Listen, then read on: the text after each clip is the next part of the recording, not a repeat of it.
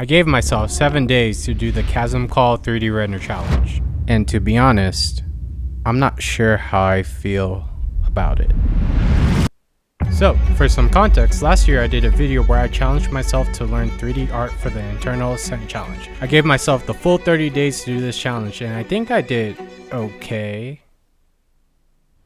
Whatever the result was, I learned a lot, and I felt I was ready to take up the next challenge, Chasm Call. But like the masochist I am, I decided to do this challenge in just 7 days. Okay, the real reason was I just didn't have the time, but let's pretend it was my decision. Now, utilizing everything I learned in the last video, I would attempt to make something I'm finally proud of. Now there's only one question left. There's absolutely no way I'll make the top 100 this time, right? Definitely not. But if I'm going to make the deadline, I needed a game plan. So this time around, I was going to focus on the story, emotion, lighting, and render quality. This is how Clint put it best. Lighting is how you get in the door, right? But story is how you stay put, okay? So I spent the last 21 days crafting the story and the emotion. What's the story? I'll get to that in a minute. Because more importantly, the story doesn't matter if I can't deliver on time. So I created a timeline of the next 7 days. Day 1, block out the environment and create the rough character ideas. Day 2 to 3, create the rough character animations and define the environment. Day 4, define the character models and begin lighting. Day 5, polish the environment, characters, animation, and lighting. Day 6 to 7, export, render, and grade. Now, it was very important I start rendering on day 6 because you never know when it comes to rendering, at least in my experience. Basically, that's the plan. So first step I want to do is I want to gather references. And the story I want to keep loose. The reason I want to keep the story loose is in case I need to change something, which I take advantage of multiple times. The basic story is a father having to sacrifice his daughter for the greater good. So the chasm is the sacrificial pit, and my initial vision is the father holding the daughter and making it seem like he has to let her go in order to save the world. Something like that. But let's start with the references. And by the way, I have a trick up my sleeve that I haven't seen anyone else do in this challenge. So hopefully it works out. The very first thing I did when I opened up the template was I blocked out the characters with the mannequins. Then I added a street asphalt material for the shelf. My initial idea for the environment is a sinkhole in the middle of an apocalyptic city. I then created the material of the shelf by displacing it with a normal map of the material to make it more realistic. Then I added in street line decals. Then I worked on the chasm, trying to create a realistic sinkhole. I did struggle a bit, but then I just decided to leave it to the polished environment phase. Then I added asphalt debris assets to the edge of the chasm to hide the hard cuts, which I'm thinking I probably scaled too much. Oh well. Then I added these pipes to the chasm, just like in the references. I added these abandoned burnt cars, added these animations to the demons, added these spheres to let me know that these will be drones later on. Then finally, I added this Jeep here. My initial thoughts was I wanted to create a color contrast of warm and cold. The Jeep would inspire the warm color through its headlights, and the drones in the background would inspire a blue color through its headlights. Then, that was it. Day 1 was over. I made much more progress than I expected. Who knows? Maybe I have a shot. At the start of day 2, I put my focus on the chasm. I tried a different material to displace the chasm, and I think I got somewhere, but still not too sure. Then I replaced the mannequins with the UE5 mannequins and roughly adjusted the characters into their key poses. I tried to do the hand-to-hand contact for the father and daughter, but soon gave up. This action might be a problem later on, but I'll figure it out later. I think the next step is to do some motion capture. I know for sure I want to do some facial capture on the daughter right here, which I've never done before, so we'll see how that goes. And at the end, I want these characters to act like they're gonna die. I don't know if I'm gonna do maybe some VFX to make it gruesome. I don't know. We'll see. And I have to do 1, 2, 3, 4, 5, 6, 7, 8, 9, 10 characters to motion capture. Cool. Let's get started.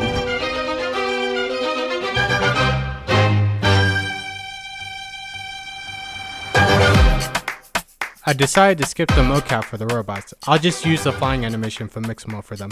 The daughter's mocap was definitely the hardest. Next time when I'm doing motion capture, I have to remind myself that I can always reposition any of the limbs. With all the motion capture done, I added the mocap data into the project. Then I added the Mixamo flying animation to the robots. I mixed up the timing so they wouldn't all be identical.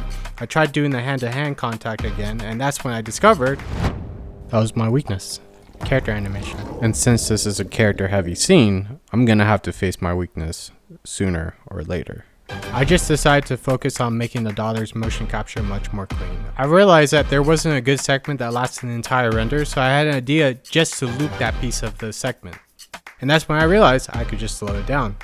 Then I tried to do the hand to shoulder contact for the side character, but ended up giving up because that's my new weakness now. I chose another portion of the mocap and ended up with this. I then cleaned up all the other characters a bit more and slowed them down too, just to make their motion more smooth. Everything was going okay, but there was a bit of a dilemma.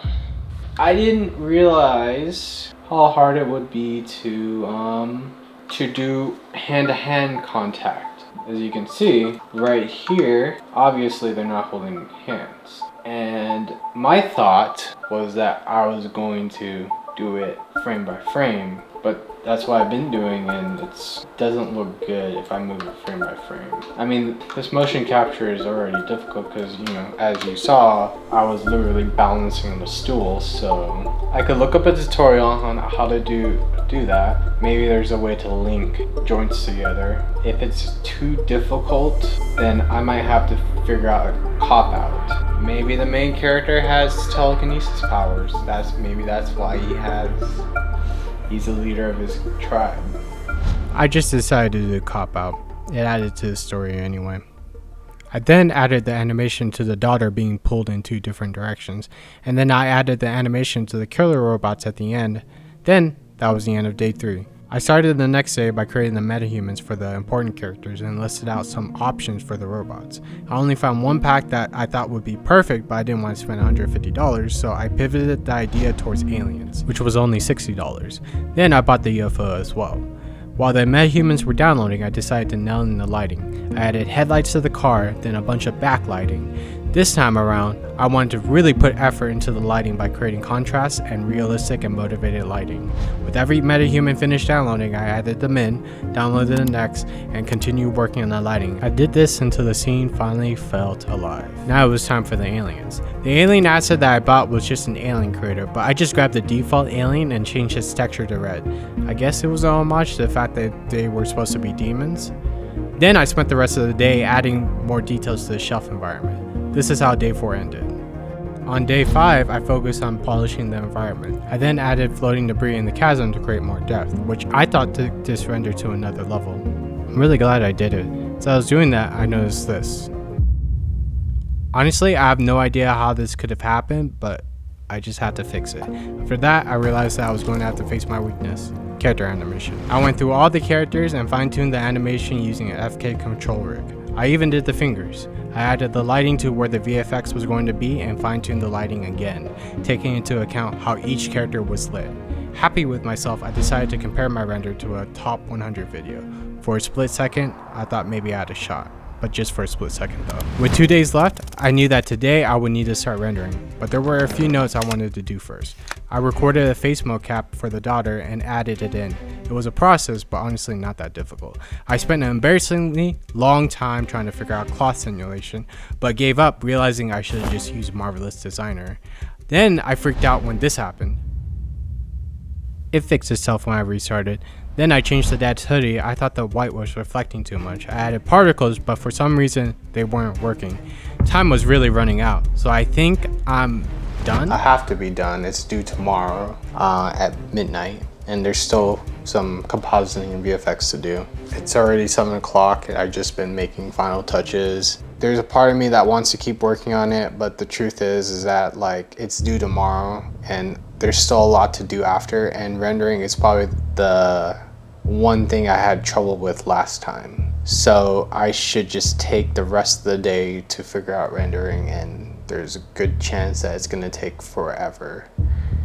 I really have to put my foot down and say no more work, just render and then more work. all there is to do is just compositing and the color grading. I started the render, but it kept giving me these blurry renders. It was frustrating, but it gave me an opportunity to fix some mistakes I didn't catch. After fixing those mistakes, I realized that motion blur was causing these blurry renders, so I just decided to turn it off and I'll just add it in post. Then I started the render again. This time it was crystal clear. Now all there was to do was just wait.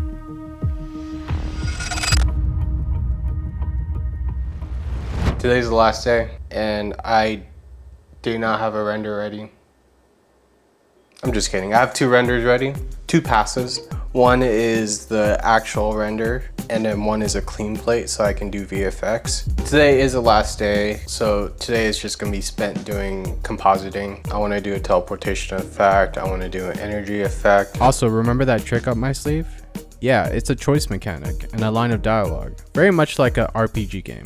I don't know how that's gonna go. This is what I have for references. I don't want to change the shot too much, but yeah, something like this. And I have about 8 hours, so I think I'll make it. I'm actually happy how it turned out, so definitely went in a different direction, but that's why I kept the idea loose in case I needed to switch things up. I went from demons to robots to aliens. I did not expect to go in this direction. It sucks I didn't get to do path tracer, but this time around. But next time, I'm gonna spend an entire week just focusing on rendering, compositing, and grading instead of, you know, one day. All right, I'm gonna be honest here. The next few hours were some of the most stressful moments of my life. It started off okay. I did the teleportation effect on the killer aliens using a blur effect. I then added the energy effect for the villain aliens and for the main character as well. Then I created a blur wiggle effect on the daughter to make it look like she's being pulled in 2 different directions. Whoa, this actually looks pretty cool.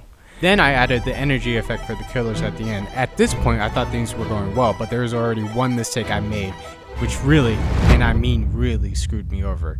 Anyway, I exported the video as an EXR and imported it into Resolve to start grading.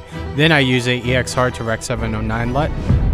I then added a Tron LUT and a 300 LUT. I thought it looked good. I'm just rushing grading again. Then I started creating the choice graphics. This is the crux of the idea and now it's going to be shit because I'm rushing it. I went back and forth working on the both of them. I'm just ruining this render at this point. I have to call it. It's done. Wait. It's the wrong frame rate. How did this happen? What did I do wrong? Do I have time to fix this? I definitely don't have time. I just have to submit.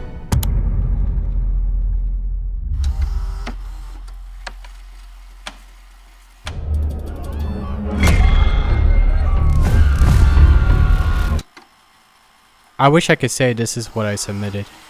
But it's not. This is what I submitted. The big mistake that I made was that the After Effects composite was done in 30 FPS. So when I brought it into Resolve, it didn't make the 120 frame count requirement. I fixed it by stretching it out, but it made it pretty choppy.